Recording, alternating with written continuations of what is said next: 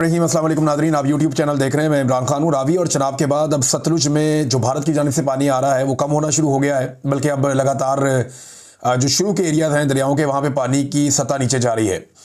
लेकिन अगले 15 दिन तक कम से कम जनूबी पंजाब की सूरत हाल ठीक होती हुई दिखाई नहीं दे रही, क्योंकि मुल्तान की सराउंडिंग में जो पानी खड़ा हो गया है उसकी वजह से काफ़ी सूरत हाल जो है परेशान कुन है। वहाँ से पानी निकालने का कोई प्रॉपर बंदोबस्त भी नहीं हो रहा, लोग पानी में फंस गए और बहुत बड़ी तादाद में फंसे हुए हैं। और हुकूमत आपके सामने ही है जो वो काम कर रही है। लगभग पंजाब का जो नुकसान हुआ उसमें 21 लाख एकड़ से जायद का जो रकबा है वो ज़ेरे आब आया है। इसमें बहुत सारे देहात हैं, गांव हैं, खेत हैं, बागात हैं, बहुत सारा इंफ्रास्ट्रक्चर है किसानों का। जो ज़रूरी मशीनरी है वो बहुत बुरी तरह तबाह हुई है। जितने ट्यूबवेल्स थे वो सारे के सारे बोर जो हैं वो दोबारा करवाने पड़ेंगे। तो बहुत बड़ी तबाही आई है। ऐसा लगता है कि किसान के पाँव के नीचे से ज़मीन निकल गई है और सर के ऊपर से छत उसकी छिन चुकी है। और इस बारे में बहुत सारे लोग लिख रहे हैं, लगातार लिख रहे हैं कि किसान की इतनी तबाही माजी में कभी नहीं हुई पंजाब में जितनी तबाही किसान की अब हो गई है। एक और चीज़ है कि जितने भी फिश फार्म थे इन्हीं एरियाज में किसानों ने, बहुत सारे एरियाज में जहाँ पे ज़मीन के अंदर पानी के जज़ब होने की कैपेसिटी कम थी, वहाँ पे सीमज़दा इलाकों में फ़िश फार्म बनाए हुए थे। वो फ़िश फार्म भी जो हैं वो डूब गए हैं, यानी उनके ऊपर पानी बराबर हो गया, मछलियाँ निकल के चली गई। आप रोक तो नहीं सकते ना, वो आबी जानवर है, जहाँ उसको पानी मिलेगा खुला तो वो उससे बाहर निकल के वो चले गए। तो लोगों का अरबों रुपए का ये भी नुकसान हुआ है, जो एक बड़ा नुकसान है।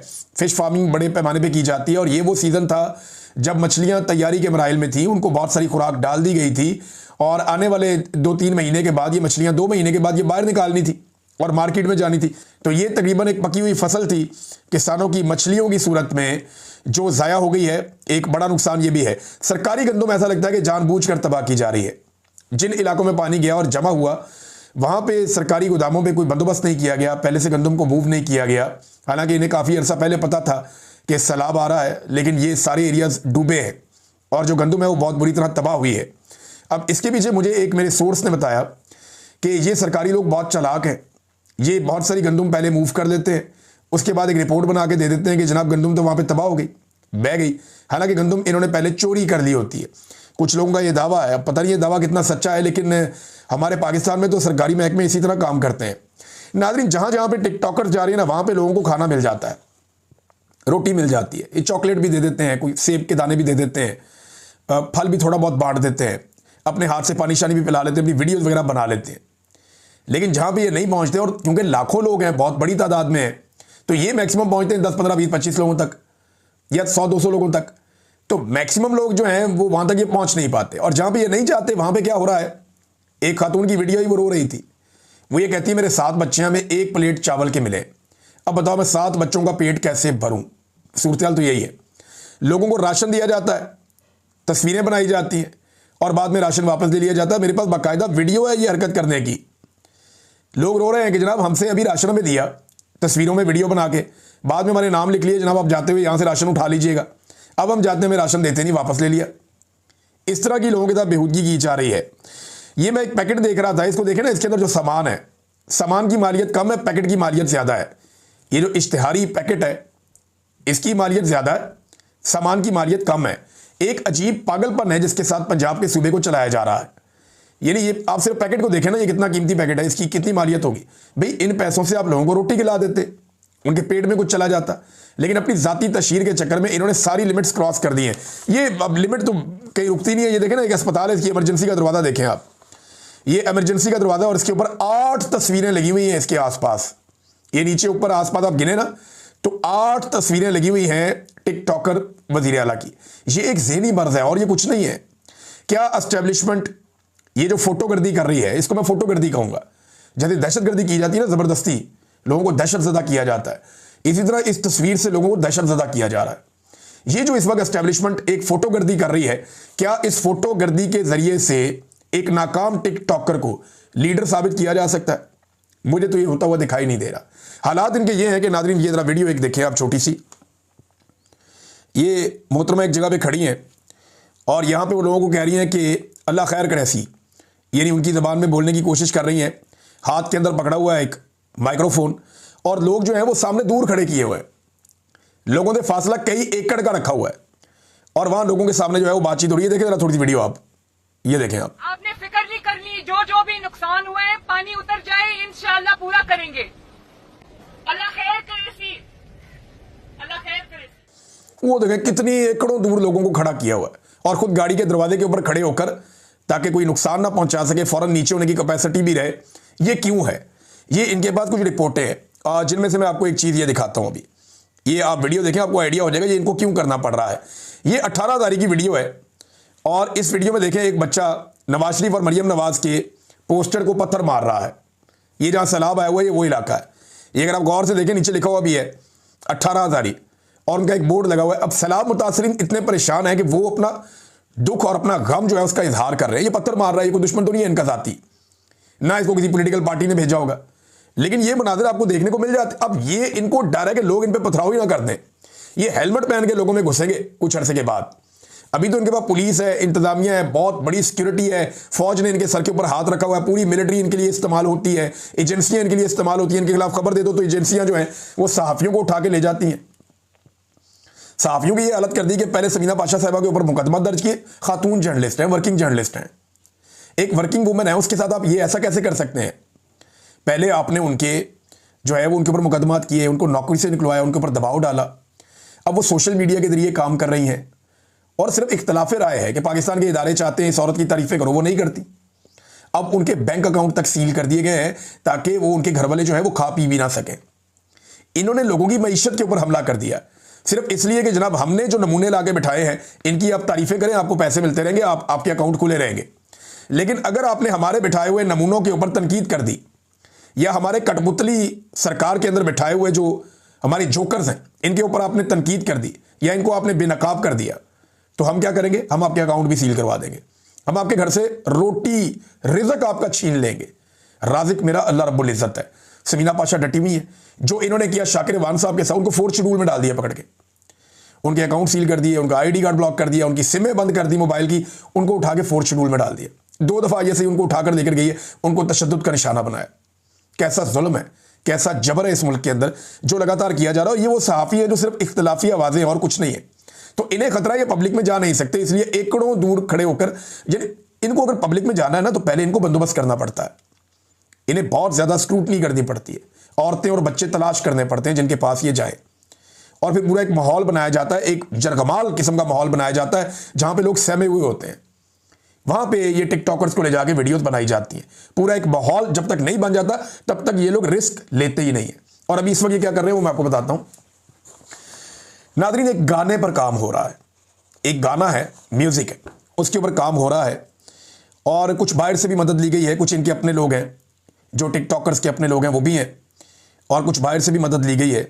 और एक टिकटॉकर की कोशिश है कि उसके भी 2-4 मनाज़िर बीच में आ जाएं, और वुज़रा भी कोशिश कर रहे हैं 2-4 के सिफारिश के भी मेरा भी एक आधा मंजर बीच में डाल दें आप। अब ये एक म्यूजिकल वीडियो के ऊपर काम हो रहा है, बड़े जज्बाती अंदाज में इसको रिलीज़ किया जाएगा।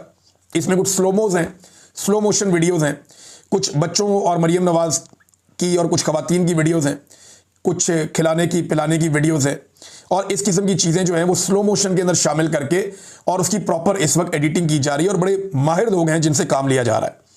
और कुछ इसके अंदर अवामी इंटरव्यूज़ जो है उन पे गौर किया जा रहा है, वो शामिल किए जाएं या ना किए जाएं, लेकिन नेट साउंड शामिल किया जाएगा। इसके ऊपर कुछ लोग कह रहे थे कि ये फैसला हो गया है, और नेट साउंड मतलब ये कि नेचुरल साउंड के जो आवाज़ें लोगों की, कोई नारा लगा रहा है, कुछ ऐसी बात कर रहा है, वो शामिल किया जाएगा। तो इस वक्त तवज्जो ये नहीं है कि मुतासरीन की मदद करनी है, तवज्जो ये है कि अपनी सियासी तशहीर करनी है, अपने इश्तिहार बनाने हैं, और उसके लिए एक म्यूजिकल वीडियो पे इस वक्त काम हो रहा है। पता नहीं कब ये लॉन्च करते हैं, ये राइट टाइम का वेट करेंगे, उस वक्त इसको लॉन्च करेंगे।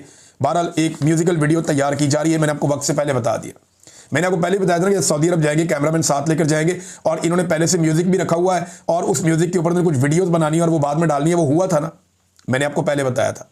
फिर जब ये सैलाब मुतासरीन के लिए जापान से वापस आ रही थी तो मैंने आपको बताया था कि इन्होंने इसके बाद क्या करना है, प्लानिंग किस चीज़ की है, वो भी इन्होंने एग्जैक्टली वही किया। अब मैं आपको बता रहा हूँ कि एक वीडियो तैयार की जा रही है जिसके अंदर ये टब्बर शामिल होगा, और एक तजवीज़ ये है कि पहले मियाँ साहब का कोई एक आधा चक्कर लगवाया जाए किसी जगह का, और उसको भी इसके अंदर इंक्लूड किया जाए। तो ये अब अभी तक काम यहाँ पे रुका हुआ, लेकिन बड़ी तेज़ी से इसके ऊपर काम जारी है, और हो सकता है कि आने वाले वक्त में मियाँ साहब को भी शामिल किया जाए बीच में।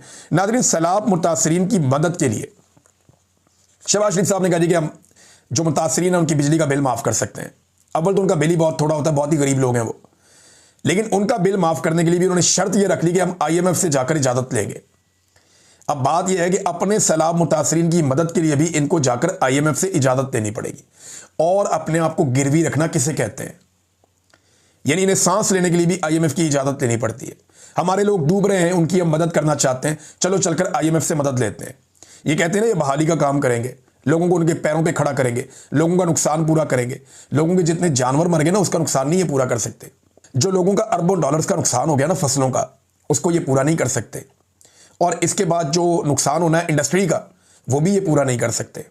और जो लोगों का जानी नुकसान हो, उसे ये कैसे पूरा कर सकते हैं, वो तो पूरा हो ही नहीं सकता। ये कहानियां जितनी मर्जी इनसे आप सुन लें, ये कोई रिलीफ नहीं देने जा रही है, सिर्फ अपने गाने बनाने जा रहे हैं। और सैलाब मुतासरीन की इमदाद के लिए आपके जो फार्म 47 के वज़ीर-ए-आज़म हैं, वो ये कहते हैं जी कि मैं इजाज़त लूंगा IMF से, उनसे रब्ता करके वो इजाज़त देंगे तो फिर हम मदद करेंगे सैलाब मुतासरीन की। अगर उन्होंने मना कर दिया तो फिर अल्लाह खैर सलाह। अब जरदारी साहब चीन के दौरे पर नाज़रीन रवाना हो गए। जब वो चाइना पहुंचे तो वहां के जो नायब वज़ीर ख़ारजा और नायब गवर्नर ने उनका इस्तकबाल किया। वैसे अगर कोई काउंसलर भी उनका इस्तकबाल कर लेता तो जरदारी साहब ने तो खुशी होना था। वो कौन सा कोई कह सकते थे कि जी क्यों काउंसलर ने इस्तकबाल क्यों किया। हमारे मुल्क का सदर गया है और उनका नायब वज़ीर ख़ारजा है जो इस्तकबाल कर रहा है। उनका उस इलाके का नायब गवर्नर है जो रिपोर्ट किया गया, जो इस्तकबाल कर रहा है। गवर्नर भी नहीं आया, वज़ीर ख़ारजा भी नहीं आया। ये हालात है इस वक्त। हमारी जो हुकूमत है या हमारे हुक्मरान हैं, इनकी ये इज्जत है इस वक्त चाइना में। बहरहाल ये पाकिस्तान का ही है ना, पाकिस्तान जिससे आप पैसे ले लेते हैं उसको परवाह नहीं होती फिर आपकी। पाकिस्तान ने पैसे ले लिए, जो मर्जी आपका हुक्मरान हो, वो जब जाएगा चीन में तो इतनी इज्जत मिलेगी, इससे ज़्यादा इज्जत तो आप तवक्को भी नहीं कर सकते। बहरहाल ये अजीबोगरीब बात है कि एक आता है दूसरा पहुंच जाता है। अभी शहबाज शरीफ ने दौरा किया, आर्मी चीफ ने दौरा किया। ऐसी कौन सी चीज़ें रह गई हैं जो जरदारी साहब अब करने चले गए हैं, जबकि आईनी नुक्ता नज़र से उनके पास ऐसा कोई इख्तियार भी नहीं है। ये दौरा बराए दौरा तो हो सकता है, लेकिन आइन में सदर पाकिस्तान के पास ऐसे इख्तियार तो नहीं है कि उनके दौरे में कुछ चीज़ें डेवलप हो जाएंगी। MOU साइन होने थे वो हो गए, अब जरदारी साहब लेने क्या गए हैं। तो ये बराए नाम दौरे हैं जो किए जाते हैं और करवाए जाते हैं। एक इंटरटेनमेंट है पाकिस्तान की लगी हुई है, एक आ रहा है दूसरा जा रहा है, इनकी आनियाँ जानियाँ ही ख़त्म नहीं हो रही। ये जहाज़ों को रिक्शों की तरह इस्तेमाल कर रहे हैं। कौमी पैसा जो है उसको अंधाधुंध लुटा रहे हैं अपने टूर्स के ऊपर, और लगातार लुटा रहे हैं। और हालात नाज़रीन, मैं एक दो चीज़ें आपके साथ शेयर करता हूँ। ये बड़ी इंपॉर्टेंट खबरें पाकिस्तान की मिलिट्री एस्टेब्लिशमेंट के हवाले से, लेकिन पहले दो वीडियोज़ हैं, ये मैं चाहता हूँ कि आप सुनें कि लोगों की हालत क्या है सैलाब मुतासरीन की। और मैंने ये जो तकलीफ़ देखी है, लोग मुट्ठियाँ भींच रहे हैं, बेबसी की तस्वीर बने हुए हैं। जब वो बोलते हैं वो रोते हैं, नौजवान रो रहे हैं कि हमारे बच्चे फंस के किधर जाएं हम। देखिए उनके अंदर गुस्सा है, वो परेशान है, उन्हें संभालने वाला कोई नहीं है। ये दो वीडियो मैंने सुनी है, मेरे रोंगटे खड़े हो गए ये देखकर कि अच्छे खासे जवान हैं और कैसी बेबसी के अंदर, लाचारी के अंदर वो रो रहे हैं और उनसे उनका गुस्सा कंट्रोल नहीं हो रहा। लेकिन हुकूमत नाम की कोई चीज़ उनको दिखाई नहीं दे रही। ये देखें वीडियो आप।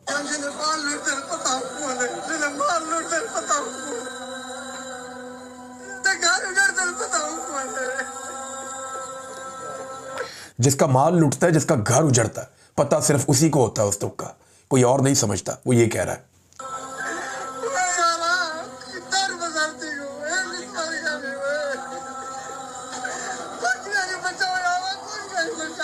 बचाने वाला कोई भी नहीं है यारा, किधर जाए। वो बेचारा ऐसे बातें कर रहा है। मैं इसकी तकलीफ और इस आदमी की बेबसी देखकर मैं हिल गया था कि यार लोगों को कहां तक इन्होंने पहुंचा दिया और किस हालत में लोगों को ले आए।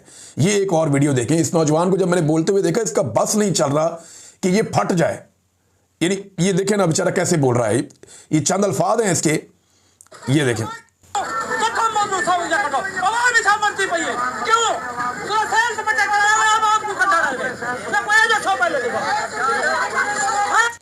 चिल्ला रहा है वो रेस्क्यू वालों को देख करके, आवाम मार रही है, क्या कर रहे हो तुम लोग, चिल्ला रहा है ये आदमी और बेबसी की तस्वीर बना हुआ है।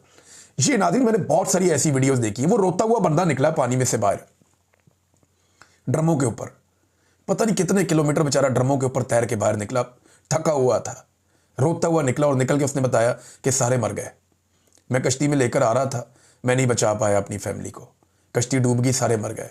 ये उसने असदुल्ला खान साहब को बताया।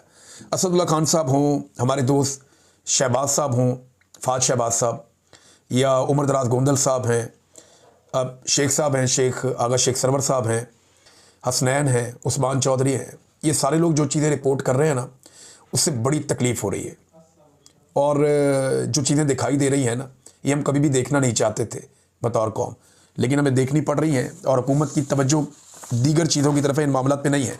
तो मैं नाज़रीन आपको बता रहा था एस्टेब्लिशमेंट के हवाले से एक दो चीज़ें हैं, लेकिन मेहर बानो कुरैशी साहिबा इन्होंने कुछ मुतालबात किए हैं जो बड़े अहम हैं। ये मुतालबात उन्होंने हुकूमत से किए, मैं आपके सामने रख देता हूँ। उन्होंने कहा जी नंबर 1 कि आप आफत ज़दा डिक्लेयर करें जनूबी पंजाब को, नंबर 1। फिर उन्होंने कहा कि अलीपुर 90% और जलालपुर 80%, ये शेरशाह 50% ये डूबे हुए हैं, इनके आबियाने और इनके टैक्सेस माफ़ किए जाएं, ज़राई टैक्स पूरी तरह माफ़ कर दिए जाएं, छोटे किसानों के कर्जे माफ़ किए जाएं, 1 साल के लिए बीज और खादें इनको किसानों को फ्री दी जाएं, फिर ये अपने पैरों पे खड़े होते हैं, वरना ये लोग तो तबाह हो गए। तो ये मुतालबात हुकूमत को फौरी तौर पे मानने चाहिए और ये बड़े जायज़ मुतालबात हैं जो किए हैं मेहर बानो कुरैशी साहिबा ने। और ये आजकल सैलाब मुतासरा इलाकों का दौरा भी कर रही हैं, सलमान अकरम राजा साहब भी हैं, दीगर लोग भी हैं। नाज़रीन, जनरल बाजवा की एक्सटेंशन के हवाले से नजम सेठी साहब ने एक इंकशाफ किया और ये खबर मैं बहुत पहले दे चुका हूँ, अब तस्दीक आ रही है, ये आहिस्ता आहिस्ता पूरा सच सामने आएगा। नजम सेठी साहब ने साफ बता दिया कि जनरल बाजवा एक और एक्सटेंशन लेना चाहते थे, इमरान खान साहब ने दो टोक इनकार कर दिया, उसी इनकार का इंतकाम लेने के लिए वो इमरान खान के खिलाफ हो गए और अदम एतमाद ले आए। लेकिन मामला इतना सिंपल नहीं है, मैं आपको बताता हूं पूरी कहानी जो मैंने पहले भी आपको बताई है। जनरल बाजवा एक्सटेंशन चाहते थे, उन्होंने इमरान खान साहब से लोगों के थ्रू बात की, इमरान खान साहब ने साफ इनकार किया। उसके बाद जनरल बाजवा साहब ने अमेरिका में गेम किया और इमरान खान साहब के खिलाफ लॉबिंग की, फिर अमेरिका के अंदर लॉबिंग करके अपने साथ वहां से एक राय बनाई, उस राय के जरिए से मिलिट्री एस्टेब्लिशमेंट को दबाव में लिया कि जनाब अमेरिका का दबाव है, अब तो हटाना पड़ेगा। और फिर पॉलिटिकल पार्टीज के गठजोड़ से जनरल बाजवा ने इमरान खान साहब को अमेरिका की मदद से निकाल दिया।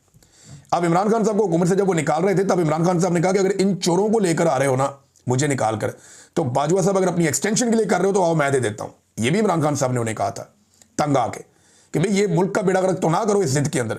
लेकिन बाजवा साहब बहुत आगे निकल गए थे, उन्होंने अमेरिका को और सियासतदानों को राजी कर लिया हुआ था और वो जिद में आ गए थे, उन्होंने एक्सटेंशन भी नहीं मिली, मुल्क का भी बेड़ा गर्क कर दिया पकड़ के, और अभी तक मुल्क वैसे ही चल रहा है। हालात इस वक्त क्या है जरा ये देखें। वकार मलिक साहब ने एक ट्वीट किया, ये इंपॉर्टेंट है डाटा, ये किस मिलिट्री जर्नल के दौर में सबसे ज़्यादा पाकिस्तानी फौजी जो है वो शहीद हुए हैं, जो तादाद है ना वो सबसे ज़्यादा याह्या खान के दौर में हुआ था। याह्या खान के बाद रिकॉर्ड है कि 9000 फौजी जो है वो शहीद हो गए थे याह्या खान के दौर में, और क्योंकि 71 की जंग भी हुई थी ना उस वक्त, तो 4500 फौजी हर साल, क्योंकि उनका 2 साल का टेन्योर था, तो 4500 फौजी पर ईयर जो है वो उनके दौर में जाँ बहक हो जाते थे, शहीद हो जाते थे। फिर उसके बाद जो है वो जो दूसरे नंबर में वो आसिम मुनीर साहब हैं, इनके दौर में अब तक 2500 फौजी शहीद हो चुके हैं 3 साल में, और 830 फौजी हर साल शहीद हो जाते हैं एवरेज के हिसाब से अगर देखें आप तो आसिम मुनीर साहब के दौर में। याह्या खान के बाद सबसे बदतरीन दौर जो है वो आसिम मुनीर साहब का है फौजियों की शहादतों के हवाले से। अच्छा, अब इसमें एक चीज़ मैं आपको और भी बताता हूँ कि कियानी साहब के दौर में, मुशर्रफ साहब के दौर में दहशतगर्दी बढ़ना शुरू हुई। जनरल कियानी के दौर में दहशतगर्दी जो है वो काफ़ी बढ़ गई थी, 580 फौजी हर साल शहीद हो जाते थे एवरेज। राहील शरीफ साहब के दौर में 400 फौजी हर साल शहीद होते थे, दहशतगर्दी कुछ कम हो गई। इमरान खान और जनरल बाजवा का दौर आया तो दहशतगर्दी मजीद कम हो गई और 130 फौजी फी साल शहीद होना शुरू हो गए, यानी बहुत कम तादाद हो गई थी। अब आसिम मुनीर साहब के दौर में एकदम दहशतगर्दी बहुत ऊपर गई, और इतनी ऊपर गई कि कियानी साहब का, राहील शरीफ साहब का और बाजवा साहब का सबका रिकॉर्ड टूट गया, और इस रिपोर्ट के मुताबिक 830 फौजी हर साल पाकिस्तान के शहीद हो रहे हैं बदकिस्मती से। नाज़रीन, अब तक के लिए इतना ही, अपना ख्याल रखिएगा। अपने